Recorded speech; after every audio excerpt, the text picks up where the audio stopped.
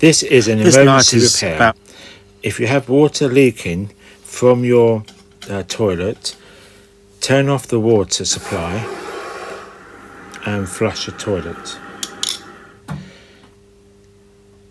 Next, to remove the washer that has corroded, and I'm simply putting in a temporary one on just so at least we can get past this particular point.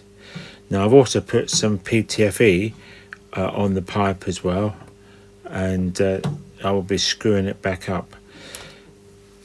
Now this is, as I say, purely a temporary repair until you can get the correct washer or to replace the whole unit. Make sure you don't do it up too tight, and that should be okay until you have time to repair it properly.